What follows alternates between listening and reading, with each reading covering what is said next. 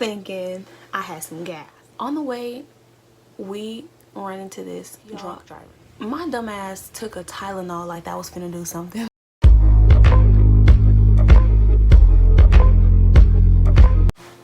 Hey guys, it's Bree and welcome to my channel. Sorry for the weird angle. There's like a little rubber piece that goes right here on my tripod and it helps grip the phone, and it's missing, so it doesn't grip the phone, it just spits the phone out, so I have to prop y'all up. But anyways, this video is going to be my labor and delivery story. Unfortunately, I don't really have any footage. I wanted to vlog at least the labor part. I was never gonna vlog the delivery, I'm not even gonna lie to y'all, but if you listen to the story, you'll see why I didn't even get the chance to vlog. But yeah, I'm still gonna share my story, so if you guys are interested, just keep on listening, I guess. So yeah, so my labor and delivery story starts on March 13th 2020 in the wee early mornings of this day. So I woke up at like 3 a.m. that Friday, and I just had this like crampy feeling in my stomach, and then I felt this pressure in my butt. So I'm thinking I had some gas, okay? So I was like, oh, okay, whatever, we'll go back over, go to bed, go back to sleep.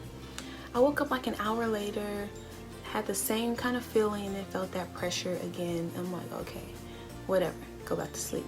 So basically from 3 a.m. I kept waking up every so often with the same sensation. And once I woke up for the day, let's say like 8ish or something like that, I go to the bathroom to try to relieve myself because I'm thinking I had gas. I'm like, I must got, you know, a crazy movement finna happen. But I was on the toilet for like 20 minutes and like nothing was happening. So I'm like, okay, whatever. So I leave it alone, go on about my day, you know, brush my teeth, you know, go make me some breakfast and just carry on with my day.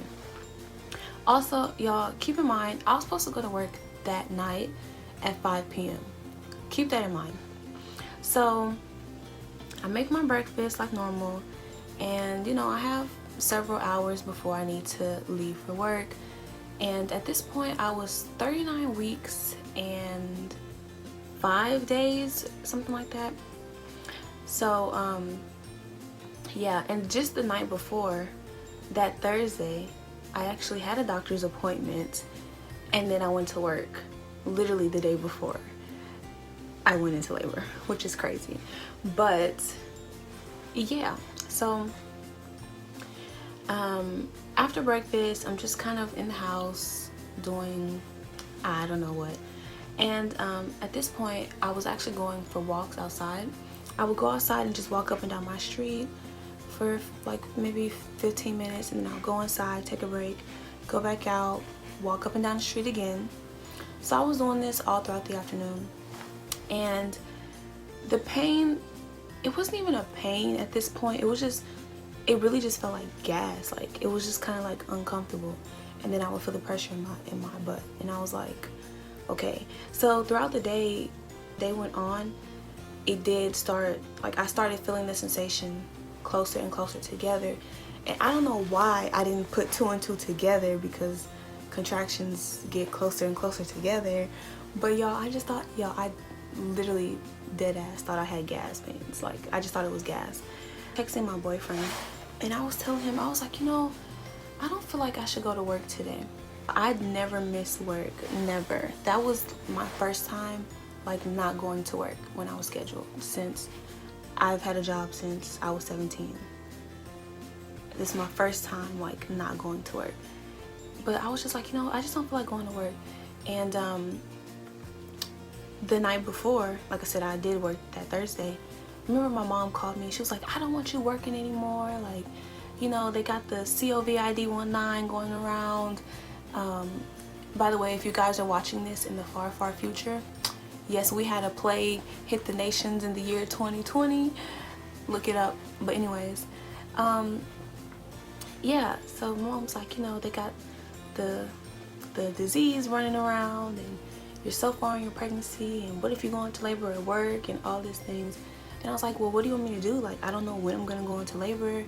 I don't want to just sit at the house when I could be making money. But she was really adamant on me not going back to work. So then the next day comes, and now I'm getting the feeling that maybe I shouldn't go to work today. And I wasn't scheduled to work again until the Monday. So I'm like, maybe I should just take the weekend off, see how I feel. And the funny thing is, I kept telling my boyfriend, I said, I'm gonna go into labor this weekend. And I went into labor that weekend. But I was like, maybe I should take the day off. But I wasn't sure yet. I keep going on about my day, just walking up my street and then taking breaks and walking and taking breaks. And it was like 4:30ish, and I was like, yeah, I'm not going to work. Let me call them. First of all, y'all, I called this place. I cannot tell you how many times, and nobody was picking up the phone. And after the umpteenth time, somebody answers, and I'm like, can I please speak to the closing manager? They give the phone to somebody who is not the closing manager, and I'm like, boy. And I knew it wasn't the closing manager, because the person who always closes is this one man. He always closes during the weekdays. And a woman got on the phone, and I knew who it was, but I'm like, this is not the manager. But anyways, I still told her. I was like, look, this is Brianna. I'm not coming in today. I don't feel good. Like, I'm not gonna make it. And I heard her tell the manager, and I think he might have been a little upset, which, I mean, I get, like I said, I never call out, I never miss work, and they have been scheduling me those night shifts for the last several weeks. So like, he knew he could count on me to be there and be helping out. So I think he might have been upset. I didn't really hear his response, but the woman who was on the phone was like, that's Brianna, she's pregnant with a baby, like, she's not feeling good, she ain't coming. So I think he might have been a little upset, but whatever, I wasn't coming, whatever.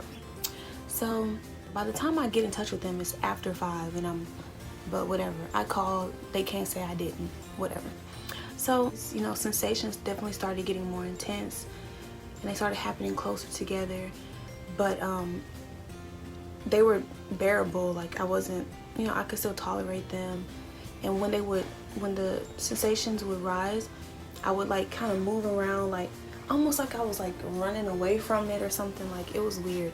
I was just trying to get in a position that was more comfortable and not be sitting, because like I said, I was feeling pressure in my butt, so sitting kind of felt weird.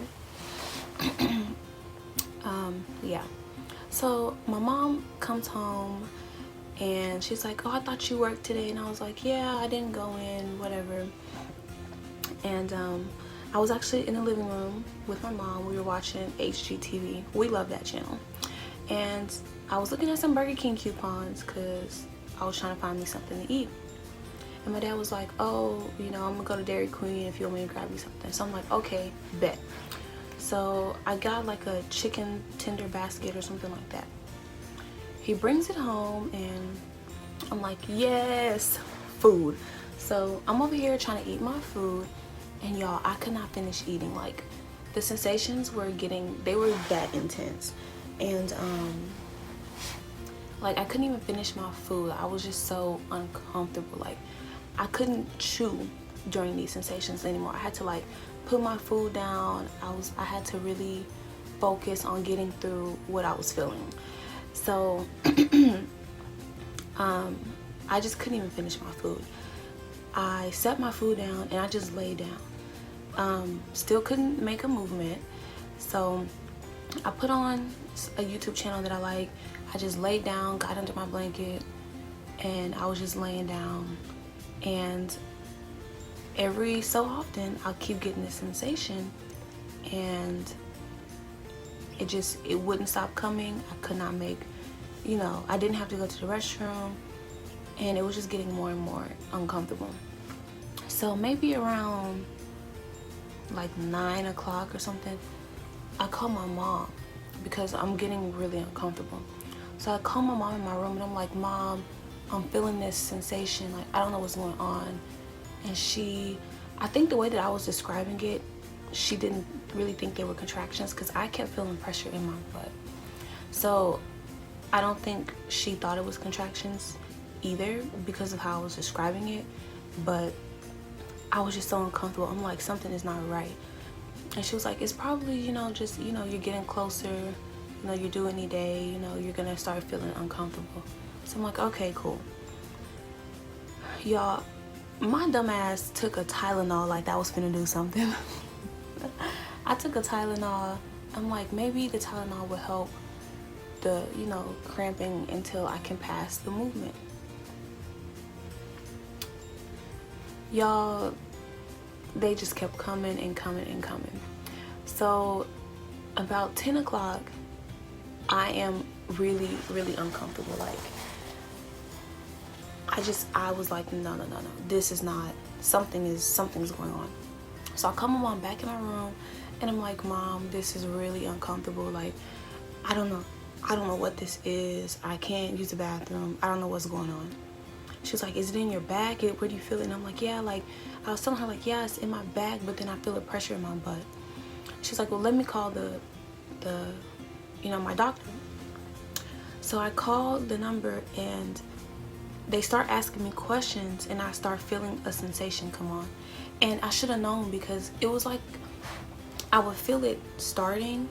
So I knew it was coming. Then it would get like, it would peak and then it would kind of feel better. And you would think that would have been another clue because I've heard of contractions as like waves. So you would think that would have been another clue, like maybe, bitch, maybe you having contractions.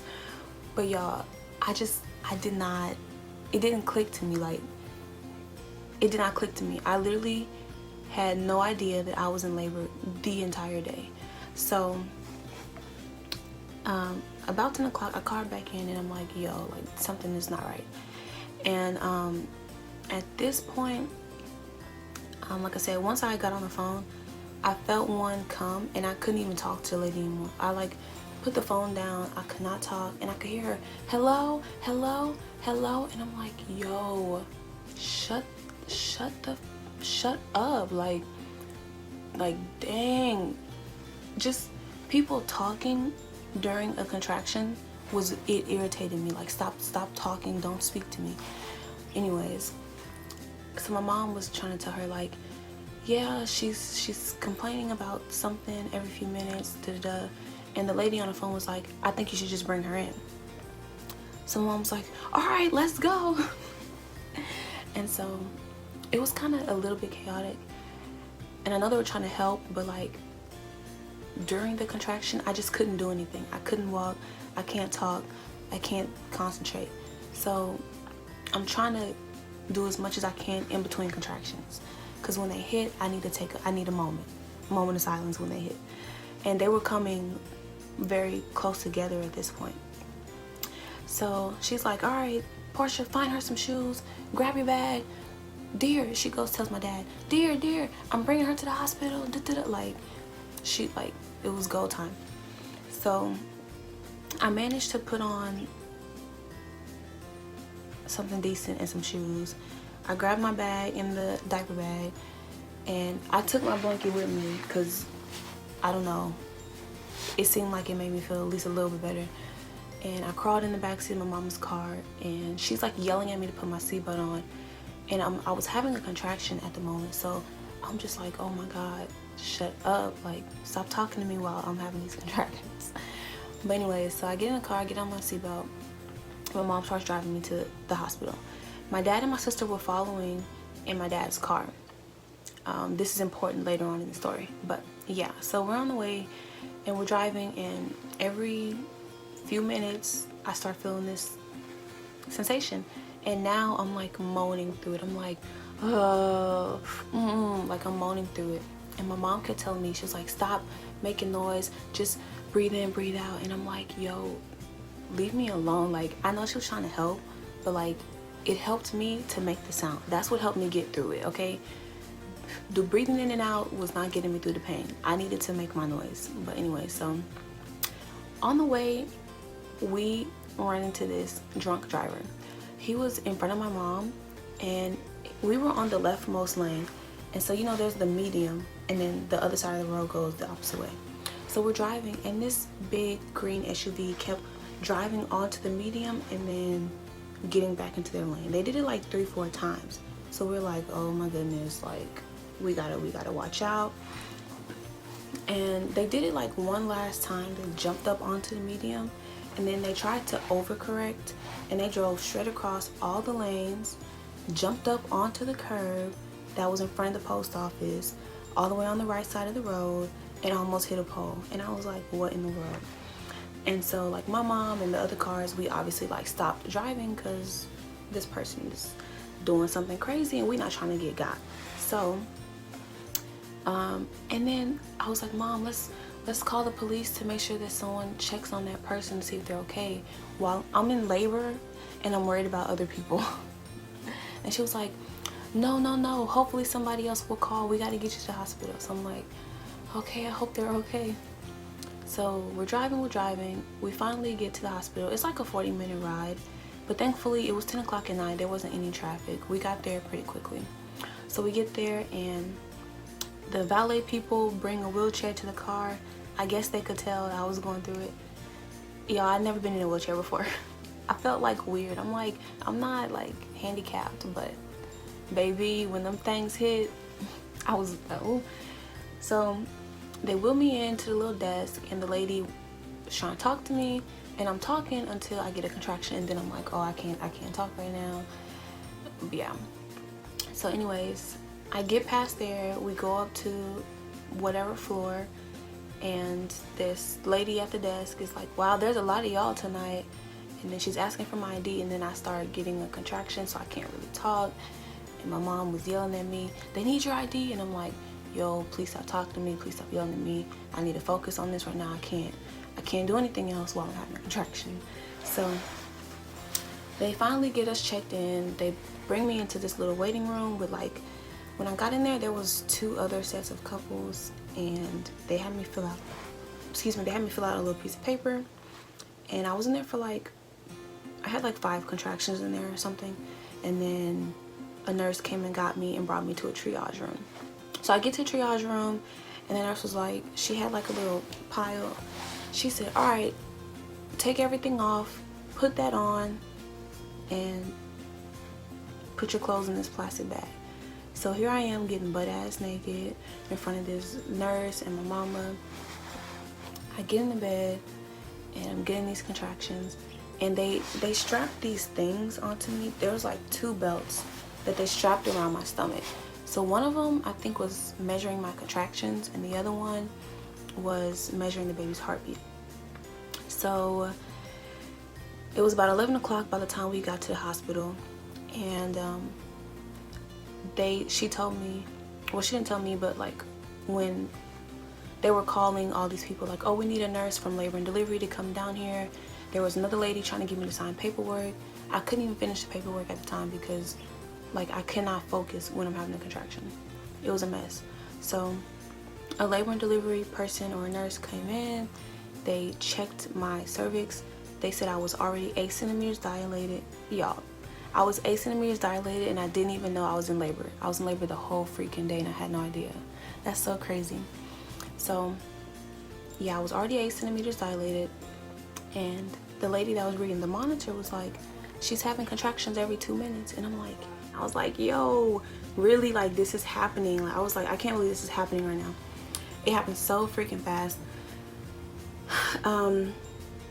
So yeah, then they rolled me to, I guess, the labor and delivery room. And I had this one nurse, can't remember her name, but I had this one nurse, and she basically stayed in the room the whole time. And a lot of people were coming in and out. They wanted me to sign this. The anesthesiologist came in, a whole bunch of nurses, a lot of people. I couldn't even keep track. And yeah, so my boyfriend finally showed up, and he had brought his little brother with him. So because of the whole COVID-19, they would only allow me to have 2 people my entire visit, which was gonna be my mom and my boyfriend. So my dad and my sister had to turn around, but then my dad had to come back to pick up my boyfriend's little brother. It was just a mess. My boyfriend's mom wanted to come, but she couldn't come either because only 2 people could come the whole entire visit. So yeah, he finally showed up, and y'all, what's crazy is in the car right there, my mom was like, I'm gonna call Chris. And I was like, but what if I'm not in labor? Because I had heard so many stories about women getting sent home because they weren't far enough along and stuff like that. So I was like, I don't want him to come and waste his time. Y'all, if she hadn't called him, he would have missed the whole thing because it happened just that fast. And oh, my friend Kiara also called me when I was in the car, but I couldn't talk. My mom answered the phone. She was like, I'm bringing her to the hospital, da da da. I couldn't even talk. I didn't know what was going on. Like, when them contractions were coming at this point, I just couldn't even focus anymore. But yeah, so I'm in the labor and delivery room, and the anesthesiologist comes in and they're like, all right, you ready for this epidural? And I was like, no, I didn't want to get epidural. I was scared to have a needle in my spine. But everybody pressured me into getting the epidural, so I ended up getting it. They made my mom and my boyfriend leave, and I had to like sit up and like lean over, and my contractions were coming so quickly that they couldn't even do it in between contractions. So I'm really having to like hold still and not move, but I'm also in so much pain. But after the epidural, I felt good within like immediately. Like my stomach, I couldn't feel my stomach, and my legs went numb. I could still move them, but they were just like heavy. So yeah, then they broke my water, and when they broke my water, they said that it had a funny color, which means that the baby had her meconium while she was still in the sac. And they said that normally it's fine, but when she's born, there's going to be extra people in the room to make sure that she's okay and that she didn't swallow any of it or whatever. So that's even more people in the room. And apparently after they broke my water, she kind of freaked out a little bit. They were trying to like find her heartbeat, and they said she was like moving around and doing some stuff. So they kept switching me into all these different positions. And my nurse was like, if she doesn't correct herself, I'm gonna have a whole team of people running in here and very, very quickly. Sure enough, in like 30 seconds, all these people come running in the room, and she was like, I know my team, don't I? And I was like, yeah. So they had me in all these positions. At one point, they had me on all fours, like my ass in the air. But yeah. So everything calmed down. After the epidural, I felt great. I didn't feel any of the contractions. I kept feeling that pressure in my butt still, which was, she mentioned like, okay, you're having a contraction. So whenever I had that pressure, I knew I was having a contraction, but I wasn't feeling anything in my stomach or my back. And it wasn't painful. It was just like, oh, I feel like I gotta take a big old dump. So now I can talk to my mom and my boyfriend, and we're laughing with the nurse, and we're like, I looked at my mom, I was like, I'm so glad I did not go to work today, because I would have been crawling across that floor in labor, and woo-wee. So yeah, good thing I followed my feelings that day. But yeah, so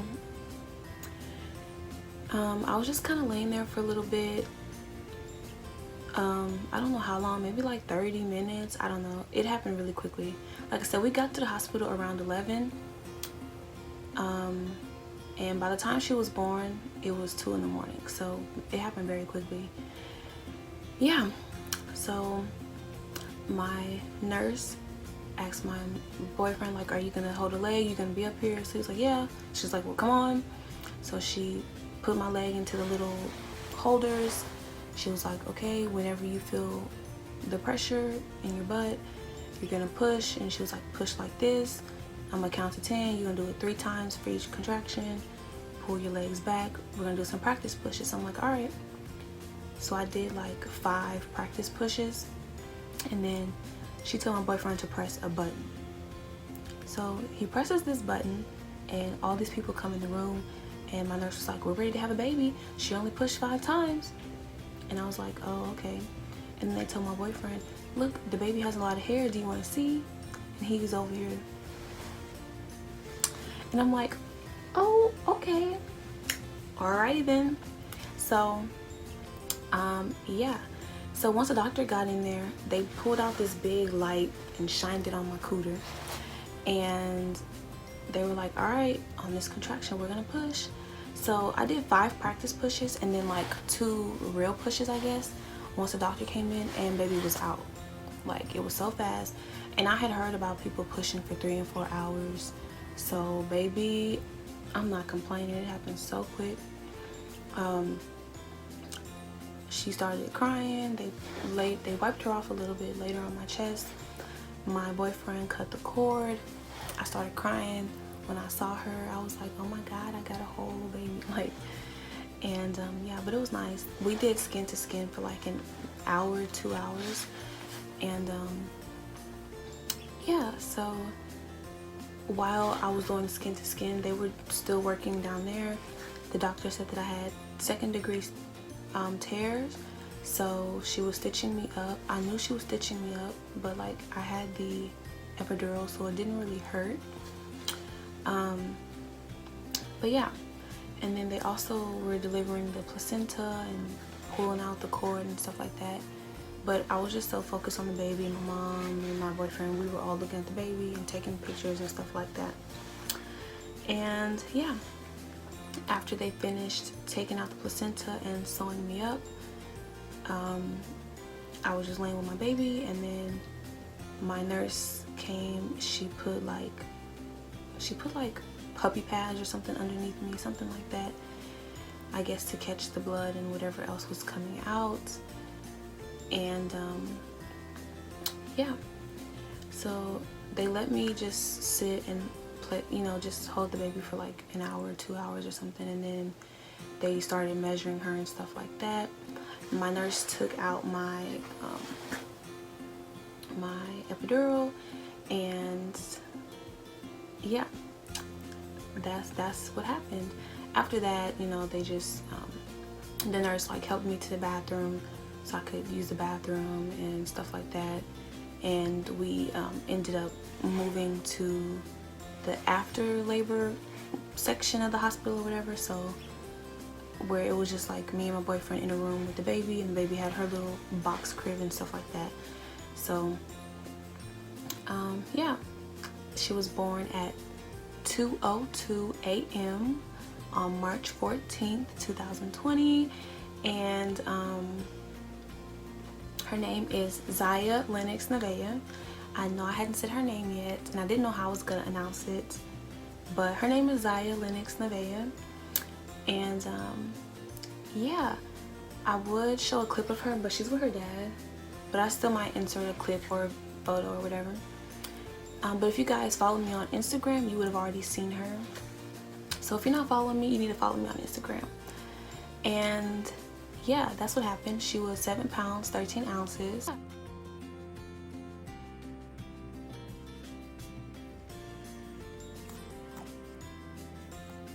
Hello. I'm trying to break out. Trying to get free. Black Power fist. And she was 20.5 inches long, so they think she's gonna be tall. And yeah, that's my labor and delivery story. That's what had happened. I was in labor for 24 hours and had no idea until like the last 3 hours. And we saw a drunk driver on the way. My ass tried to take some Tylenol, like. But anyways, she was here. I didn't have any complications or anything. She came out perfectly healthy. I was healthy, and I'm so thankful and so blessed for that. And yeah, my baby girl is here. The day that I'm filming this, she's actually 2 weeks and 2 days old, and I'm 2 weeks and 2 days postpartum. So yeah, I did that. But anyways, that's my labor and delivery story. Hope you guys enjoyed it, and make sure you stay tuned for my channel. You guys are gonna see more of her when I vlog. And yep, I can't wait to start my fitness journey once I get the okay from my doctor to like really go in. But yeah, hope you guys enjoyed this video. If you did, give it a thumbs up, subscribe to my channel, leave a comment down below, and